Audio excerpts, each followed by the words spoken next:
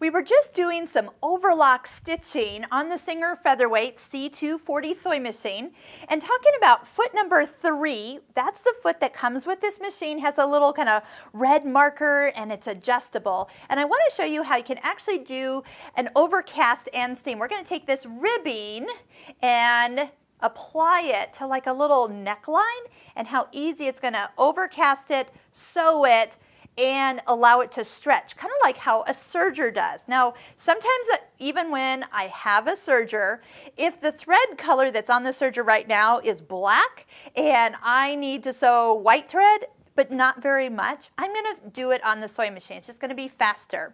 So we just did with a stitch number, what did we do? We did stitch number 08 in a video for just regular overcasting. So you can click on this link up here in this little eye to go watch how we did this. So perfect. Do you like how flat it is? Ah, that's because the foot number 3 has a little pin in it. That pin supports the stitch when it jumps off the edge. If you've ever done like a zigzag over a single layer of fabric and it just curls and doesn't look very professional, you need a foot that will support that single layer of fabric, and foot number 3 does that. So you actually have stitch number 06, 07, and 08 all recommending foot number 3. So depending on what your look is that you want on your fabric, those are all stitches to try out. I'm going to just leave it on the 08. I'm folding my ribbing in half, putting the raw edges of the ribbing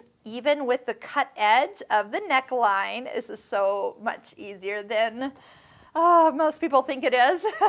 So as you sew, you're just going to keep the raw edges right up against the red marker. And as it stitches, it's overlocking the edge, plus putting a little bit of a seam in place. So when we take a look at it at the end, it is all done in one pass. You don't have to go back and sew the edge. It's all in one. Overcast and hem is kind of what we're doing, or overcast and seam. You can stretch the ribbing out as you go and have a little bit extra kind of give. Okay, last stitch is usually stuck on the foot. So if you pull straight to the left, that's not going to work. You want to pull away out the back. It releases that last stitch that was over the pin of the foot.